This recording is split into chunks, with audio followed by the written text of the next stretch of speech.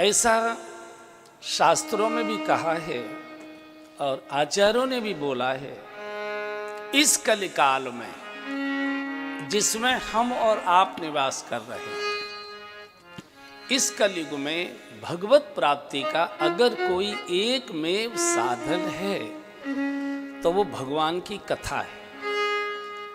इस कलयुग में भगवत प्राप्ति का और कोई दूसरा साधन ही नहीं है, केवल भगवान की कथा श्रवण करना।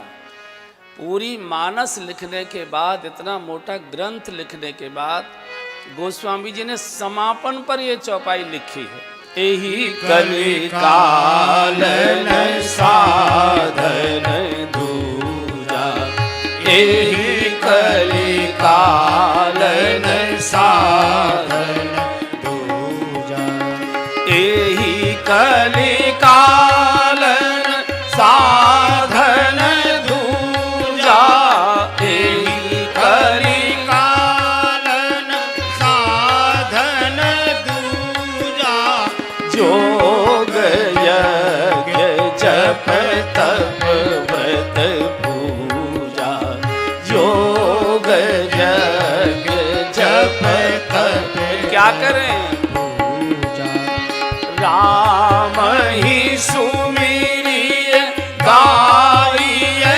राम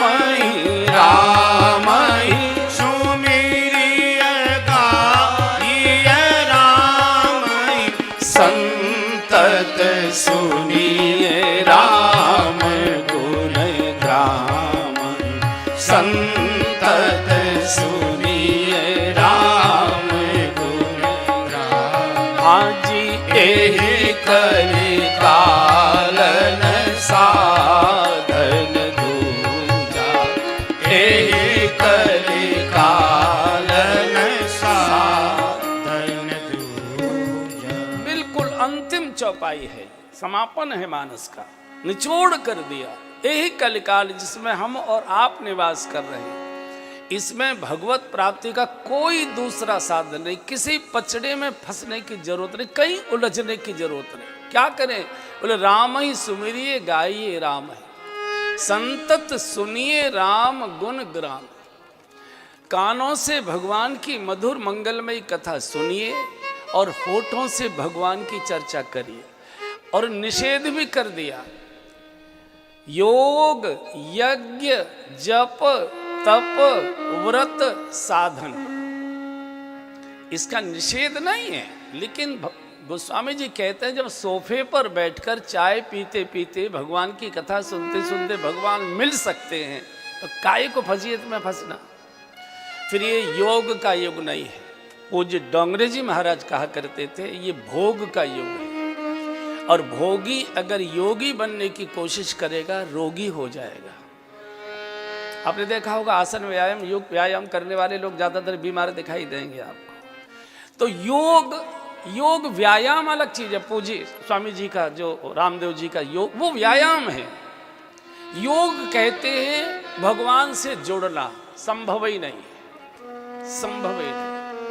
आंख बंद करके भगवान का ध्यान करो, 20 साल पहले किसी ने गाली दी थी वो याद आने लगती है, पुरानी पुरानी बातें याद आने लगती है।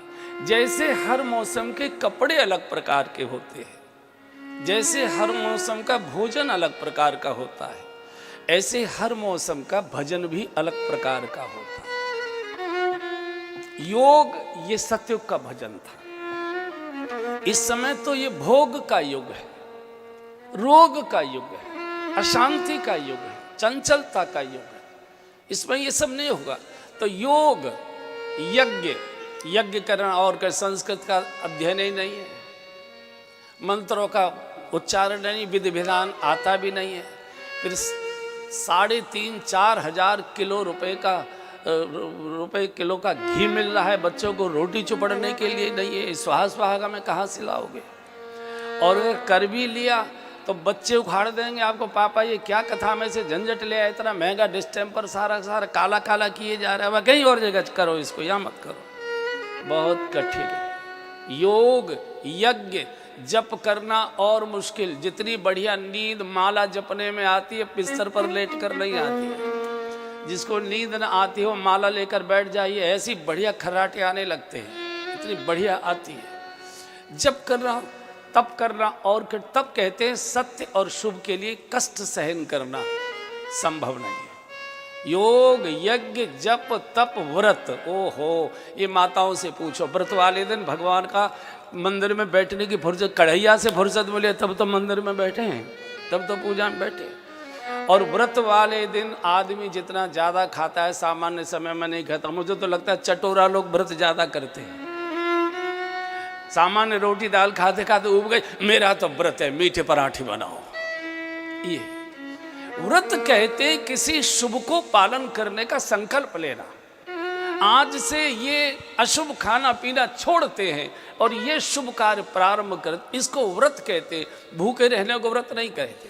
नहीं तो जन्माष्टमी के दिन रात्रि के 12 बजे कब बजेंगे, आदमी सो जाता है 9 बजे कि जब सूर्य चंद्रमा निकले तो जगा देना। तो ये इस युग का भजन नहीं। योग, यज्ञ, जप, तप, व्रत, पूजा। कई लोग नाराज हो सकते हैं। कितने लोग हैं जो अपने घर में ठाकुर जी की पूजा करते हैं। जैसे हमने घर में बर्तन मलने के लिए, बुहारी लगाने के लिए, पोछा लगाने के लिए, रसोई बनाने के लिए रखे हुए, ऐसे हमने पुजारी के नाम पर पूजा करने पंडित जी रखे गए। ठीक है, हमको नहीं आता विधि विधान। पंडित जी पूजा कर रहे हैं, बैठ तो सकते हो वहां, कुर्सी डालकर, मूढ़ा डालकर बैठकर उसका दर्शन तो कर सकते हो। फिर क्या कर, बोले राम ही सुमिरिए गाइए,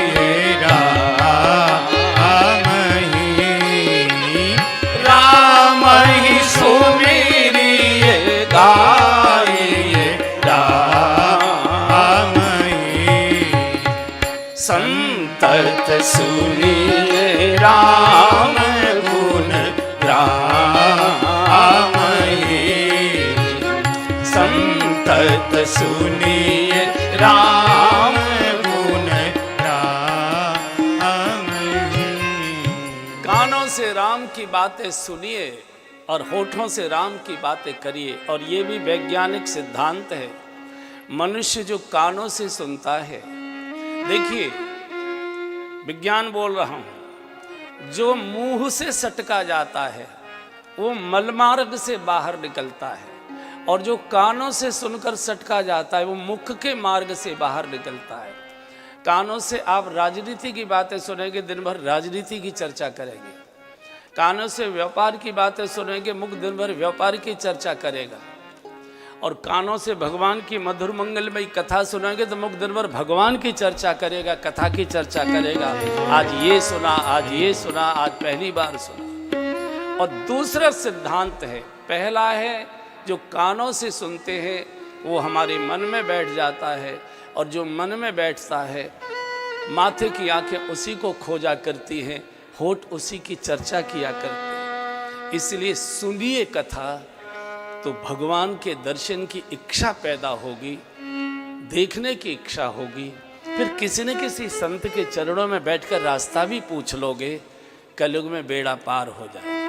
इसलिए समय निकाल कर, वक्ता मत देखो, वक्ता मत देखो कि किन की कथा, हमने तो उन्हें उनकी सुनी है, ये कहाँ से आ गए। नहीं नहीं, वक्तव्य सुनिए।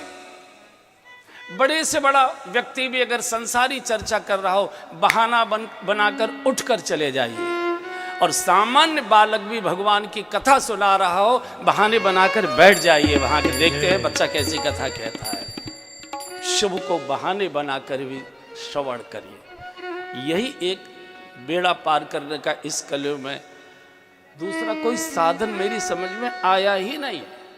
इसलिए गोस्वामी ने लिख दिया कि यही कलि कालन साधन दूजा, यही कलि कालन साधन दूजा, जोग जग जप तप व्रत पूजा, जोग जग जप तप व्रत पूजा, राम ही सुमिरिय गाइए, राम ही सुमिरिय गाइए, राम सुनिए राम गुण ग्राम, संतत सुनिए राम गुण ग्राम। जिनको भी भगवत दर्शन की लालसा है, कथा सुनिए। इसी से हुआ है, इसी से होता है, इसी से होगा। इसके सबसे बड़े उदाहरण विभीषण है। विभीषण जब भगवान के पास पहुंच गए, रावण ने जब लात मारकर निकाल दिया और भगवान की शरण में पहुंच गए, तो भगवान ने कहा, विभीषण हमारे पास तो आना इतना सहज आसान नहीं था, तुम यहां तक कैसे आ गए? बोले, प्रभु आपकी कथा सुनकर आ गए। श्रवण सुयश सुन आए, कानों से आपकी कथा सुनी, चला है। कथा कहाँ? मुजफ्फरनगर गए थे क्या? बोले नहीं, वहां कौन जाने देगा, बड़े लोगों की कथा है वो। फिर बोले घर पर ही बैठकर सुनी थी। घर पर किसने सुनाई? बोले श्री हनुमान जी ने। तब हनुमंत कही सब राम कथा। भगवान ने कहा, ये मान लिया कि तुमने कथा सुनी, पर ये बताओ कथा सुनकर यहां तक कैसे आए? विभीषण ने बहुत अच्छी बात कही है। विभीषण जी ने कहा, भगवान श्री हनुमान जी ने आपकी इतनी सुंदर कथा सुनाई, इतनी सुंदर कथा सुनाई कि कथा सुनते सुनते मेरे मन में लालसा पैदा होने लगी कि जिनकी कथा इतनी सुंदर है वो स्वयं कितने सुंदर होंगे। जरा चलकर एक बार दर्शन कर लिया जाए, जिसकी कथा इतनी सुंदर है। एक बिटिया एक भजन सुना रही थी, मुझे उसकी 2 लाइन बहुत अच्छी लगी। पूरा भजन तो याद नहीं है, 2 लाइन गा लीजिए। जिसकी नाम तुम्हारा तारनहारा, नाम तुम्हारा तारनहारा, जाने कब दर्शन होगा। जिसकी महिमा इतनी सुंदर, वो कितना सुंदर होगा, वो कितना सुंदर। फिर गाइए, नाम तुम्हारा तारनहारा, नाम तुम्हारा तारनहारा, जाने कब दर्शन होगा। जिसकी महिमा इतनी सुंदर, वो कितना सुंदर होगा, वो कितना सुंदर होगा, वो कितना सुंदर होगा। कथा भगवान के दर्शन की लालसा पैदा कर देती, और मन में किसी भी चीज की लालसा है तो लाल जी कोई न कोई रास्ता भी बता देते हैं। चाय पीने की लालसा है, रिक्शा वाला बता देगा, बाबूजी वहाँ चले जाओ, शिव चौक पे रात भर चाय मिलती है। लालसा है तो कोई रास्ता भी बता देगा। इसलिए इस कथा को इसलिए मत सुनिए कि कंसल परिवार ने आयोजन किया, चलो हाजिरी लगाए। इसलिए सुनिए कि यही कथा अपना बेड़ा पार करेगी। और केवल आप ही नहीं सुन रहे इस कथा को, इस कथा को सारी सृष्टि सुनती है।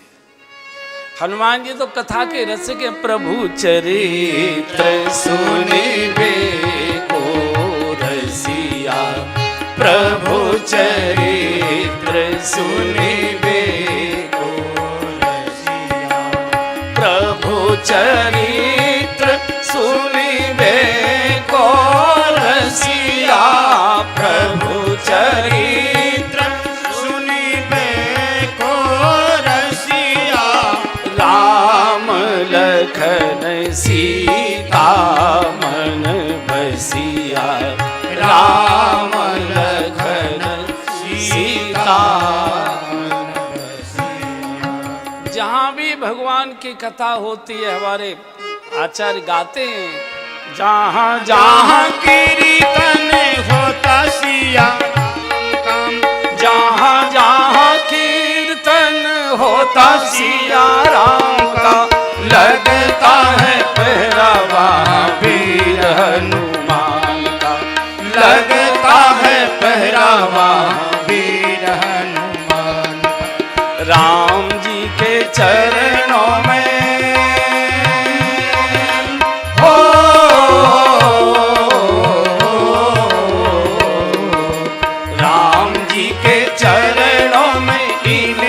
ठिकाना। छम छम जय हो, छम छम नाचे देखो वीर हनुमान, छम छम नाचे देखो वीर हनुमान। राम राम सिया राम, राम राम सिया राम, राम राम सिया राम, राम राम सिया राम। सारे तीर्थ कथा श्रवण करते। तत्रैव गंगा यमुना च वेणी गोदावरी सिंधु सरस्वती च सर्वान तीर्थान बसंत तत्र। बंधु और बहनों, आप 3 घंटे के बाद जाकर अपने पलंग पर सोफे पर चले जाओगे। तीर्थों को तो यही निवास करना है 9 दिन तक। तत्रैव गंगा यमुना च वेणी गोदावरी सिंधु सरस्वती च सर्वान तीर्थान बसंत तत्र। कहाँ? बोले यात्रा चितोदार कथा प्रसंग, जहाँ भगवान की कथा गाई जाती है। संपूर्ण तीर्थ वहाँ निवास करते हैं। संपूर्ण सारे देवी देवता, ब्रह्मा जी शंकर जी तो बिना कथा के रह ही नहीं सकते। पूरे हमारे पंढरपुर की कथा है, एकनाथ जी कथा सुनाते थे। अच्छे बड़े सिद्ध संत हुए एकनाथ जी। तो 3 बूढ़ी माताएं वो कथा सुनने आती थी, आगे ही एक तरफ बैठती थी। आपने देखा होगा कई ऐसे वक्ता होते हैं, शुद्धि वक्ता, जो कोई अच्छे स्तर के लोग बैठे होते हैं तो उन्हीं को इंगित करके बोलते हैं। आपने कई वक्ताओं को ऐसा देखा होगा। तो उन्हीं माताओं को इंगित करके पूरी कथाएं वो सुनाएं। अब कथा में सभी प्रकार के लोग आते हैं, सभी स्वभाव के लोग आते हैं, सभी स्वाद के लोग आते हैं। कुछ लिफाफा चढ़ाने वाले आते हैं, कुछ लिफाफा हल्का करके ले जाने वाले आते हैं। अगर आपकी जेब है थोड़ी भारी तो उसको हल्का भी कर देते हैं कई बार। सभी तरह के लोग आते हैं। तो उनको तीनों शैतानों को लगा कि इनका कुछ न कुछ इनसे कनेक्शन है। कथा सुनी और सोचा किस घर से आती है, पता करते हैं। तो जंगल है, हम लोग गए हैं, पंढरपुर गए हैं, पूरा झाड़ियों का जंगल है, चंद्रभागा के किनारे का पूरा एकदम वनांचल है। तो तीनों निकली वहाँ से, दूरी बनाकर, उनको ये न लगे कि हम इनका पीछा कर रहे हैं। आगे आगे तीनों पे पीछे। तो ये जंगल में चली गई तो ये समझ गई कि इन्होंने समझ लिया हमको कि हम इनका पीछा कर रहे हैं, या इन्होंने इनकी संबंधों की बात जान ली है, ऐसा उनको गलतफहमी हो गई।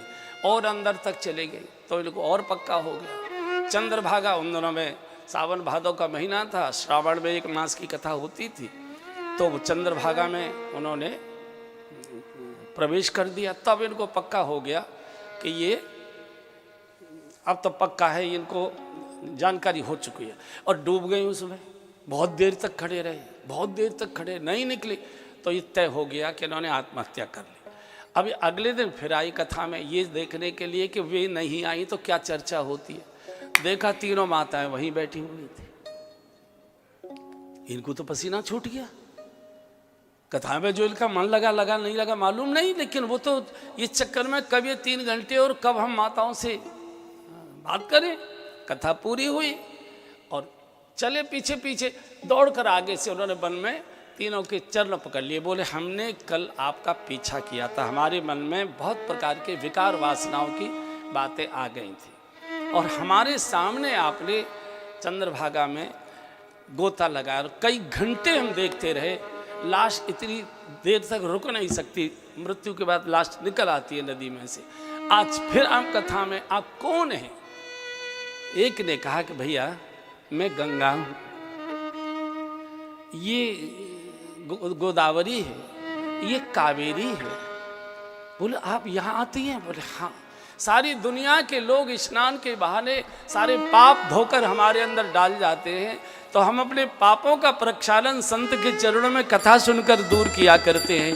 ये सकल लोक जग पावनी गंगा है। इसको सारे तीर्थ सुनते हैं। ब्रह्मा जी के भवन को छोड़कर कथा हे तू विधि भवन बिहारी, कथा हे तू विधि भवन बिहारी, कथा हे तू विधि भवन बिहारी, कथा है तू विधि भवन बिहारी, सुमिरत शारद आवती धाई, सुमिरत शारद आवती धाई। ब्रह्मा जी से झगड़ा करके तुमको लिखने पढ़ने से फुर्सत नहीं मिलेगी, मेरी कथा निकल जाएगी, दौड़कर चले आए। कथा हेतु विधि भवन बिहाई, ब्रह्मा जी के भवन को छोड़कर सुमिरत शारद आवत धाई। सब ऋषि मोक्ष की आत्माएं, तत्रैव गंगा यमुना मैंने बताई मोक्ष की आत्माएं, जीवन मुक्त महामोनि जेऊ, जीवन मुक्त महामोनि जेऊ, जीवन मुक्त महामोनि जेऊ, जीवन मुक्त महामोनि जेऊ, हरि गुण सुनहि निरंतर देऊ, हरि गुण सुनहि निरंतर देऊ। जीवन मुक्त जो मोक्ष की आत्माएं हैं वो भी कोई न कोई शरीर धारण करके कथा मंडप पर आकर कथा श्रवण करते हैं। हमारे लिए तो सोफे बिछाए गए हैं, हमको तो कार्ड का निमंत्रण भी गया है। इतने बड़े परिवार के लोग हाथ जोड़कर द्वार पर स्वागत को भी खड़े हैं, आइए आइए। इधर उनको तो कोई पूछने वाला नहीं है, जो जहाँ जैसे जगह मिलती है। तो बंधुओं, ये सौभाग्य हुआ है, इस कथा को श्रवण करिए। आयोजन हुआ इसलिए नहीं, ये घर बैठे आपको अमृत प्रसाद मिल रहा है, इसलिए निवेदन। शिव और पार्वती जी के प्रसंग से गोस्वामी जी कथा को आगे बढ़ाते हैं। शिव विवाह हो चुका है और विवाह के बाद जो भी ऊटी जहाँ भी घूमने जाए, स्विट्जरलैंड कहाँ कहाँ आप गए होंगे, आप सब अपना अपना याद कर लो, गोवा वोवा जहाँ भी गए होंगे, सब घूम घाम के शिव आ गए। बट वृक्ष की शीतल छाया में शिव बैठे थे, बैठे बैठे चुटकी बजाकर गुनगुना रहे थे। पार्वती जी समझ गई कि आज शंकर जी अच्छे मूड में हैं, पहुंच गई। पार्वती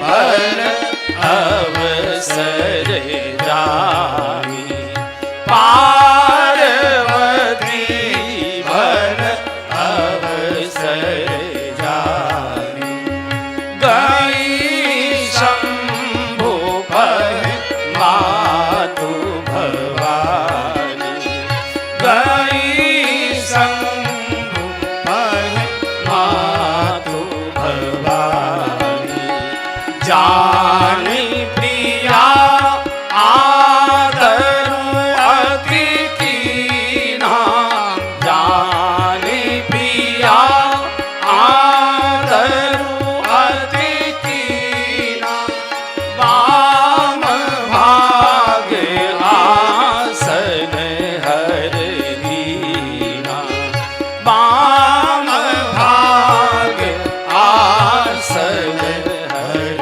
दीना, कथा जो सकल लोक हितकारी, कथा जो सकल लोक हितकारी, सोई पूछन चह शैल कुमारी, सोई पूछन चह शैल कुमारी, पार्वती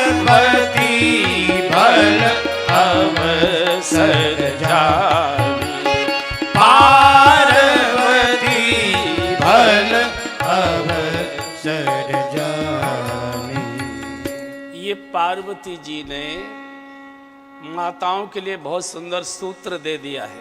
पति से अपने मन की बात कभी कुछ कहनी हो, मान लो कुंडल बदलने हो, कोई और चीज़ करनी हो, तो रोज रोज मत बोलिए, पति का मूड देखिए कि पति का मूड कब। और मूड के 2-3 संकेत मैं दे सकता हूँ।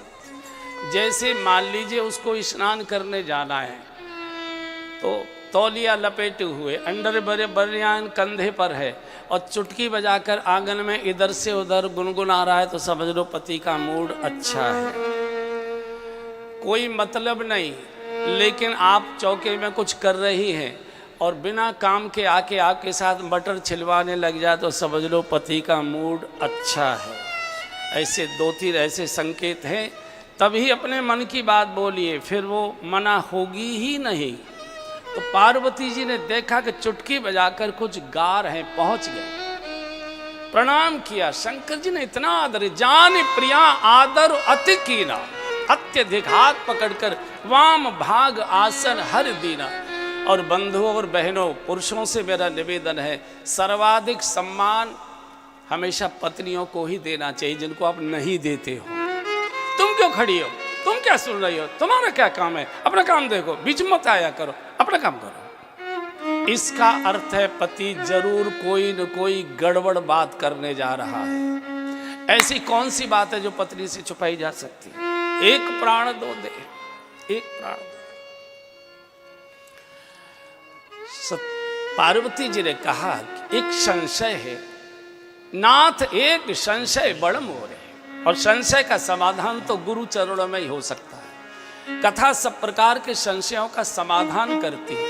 जहाँ सब प्रकार की शंकाओं का समाधान हो, उसी को राम कथा कहते हैं। तो पार्वती जी ने कहा कि जो मो पर प्रसन्न सुख राशि, जो मो पर प्रसन्न सुख राशि, जानिए सत्य मोहि निज दासी, जानिए सत्य मोहि निज दासी।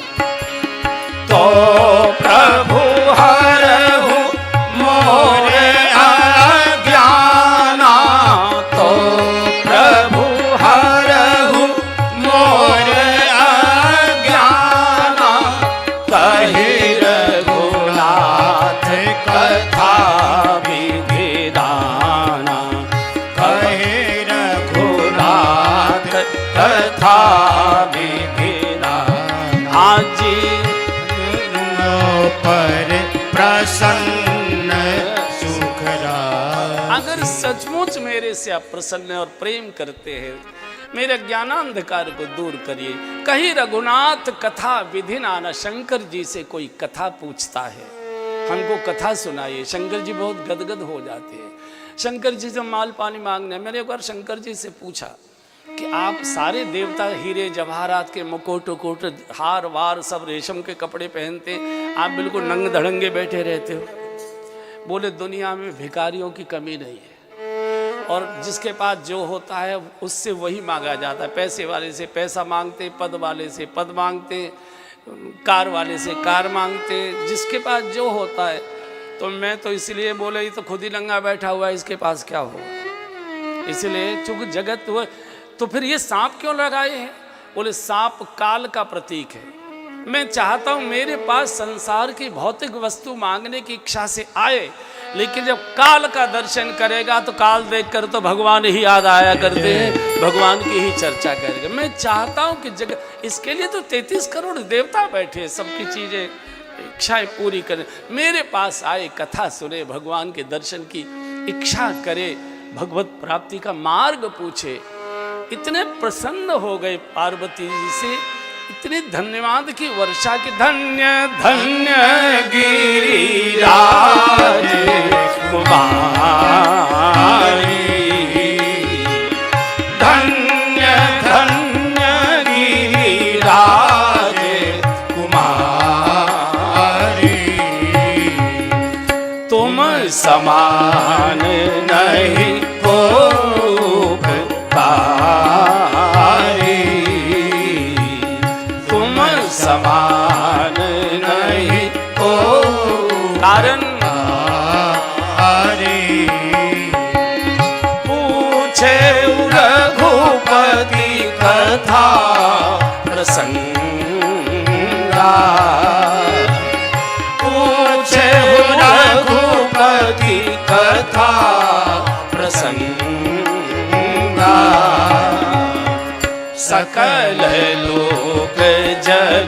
पावनी गंगा,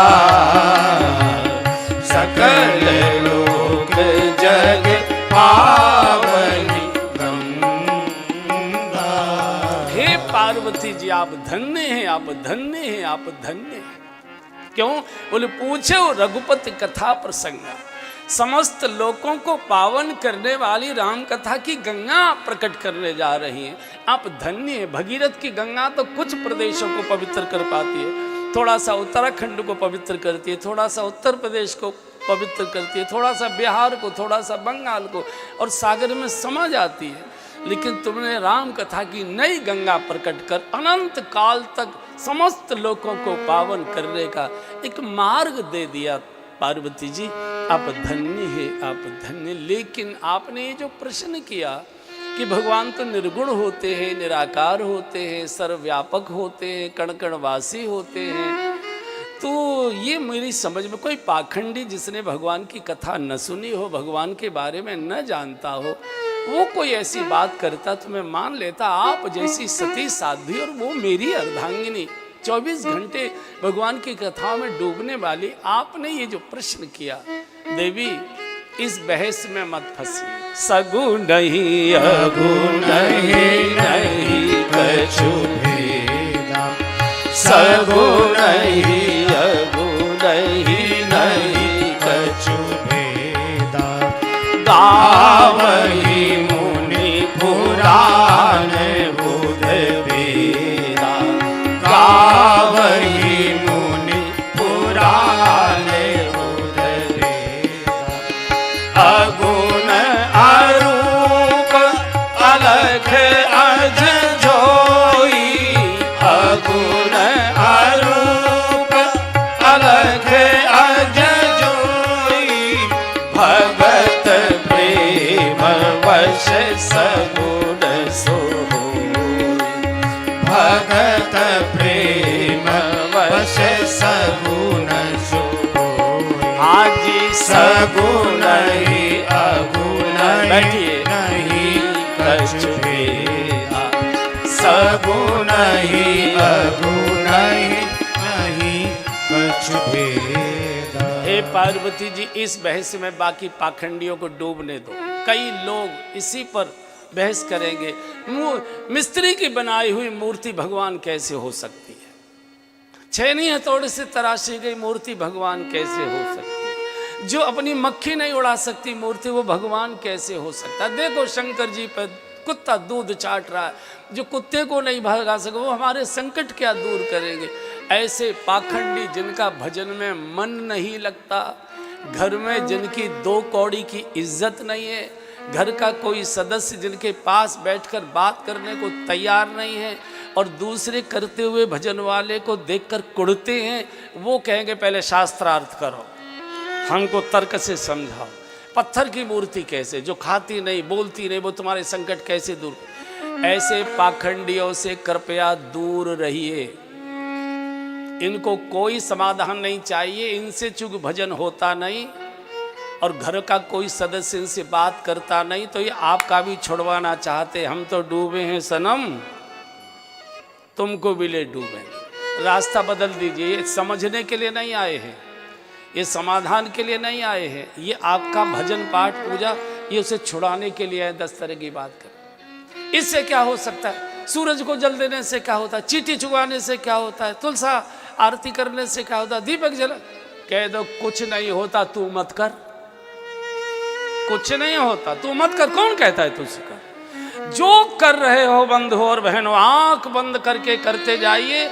ये चीटी ही चुगाते रहोगे, यही चीटी एक दिन चरणों में पहुंचा देगी, भगवान के पास बैठा देगी आपको। इन्हीं से पहुंचे।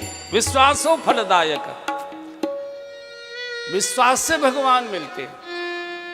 तर्के बहुत दूर, चैतन्य महाप्रभु की घोषणाएं, विश्वास से मिले वस्तु तर्के बहुत दूर, बहुत दूर, इसमें मत जाइए। ऐसे लोगों से रास्ता बदल दीजिए।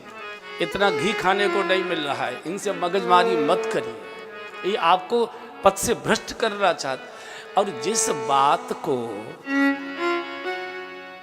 एक 4-4, 5-5, 6-6, 7-7 साल की हमारी बिटिया जानती है जिस तत्व ज्ञान को, ये शास्त्र भारती की इनकी क्या बुद्धि मारी गई है? छोटी सी बालिकाएं भी इस बात को जानती है कि भगवान तो एक ही है। भगवान दो बातों में, वैसे तो परम स्वतंत्र न सिर पर कोई है, लेकिन भगवान दो बातों में परतंत्र है।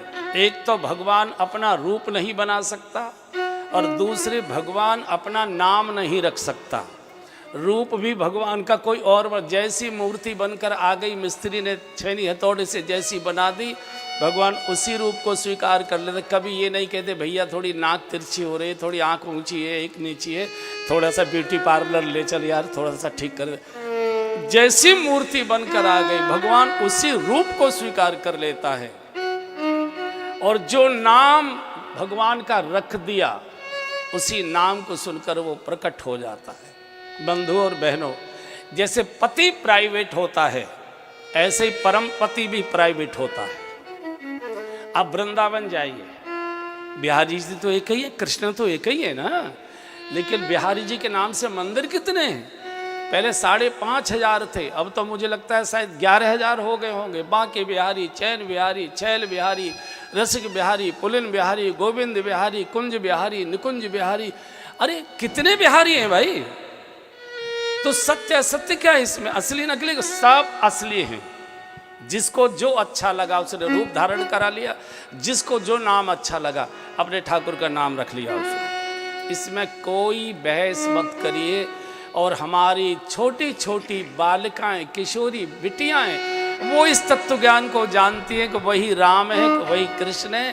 केवल ड्रेस का अंतर है, कभी राम बन के कभी श्याम बन के चले आना, प्रभु जी चले आना।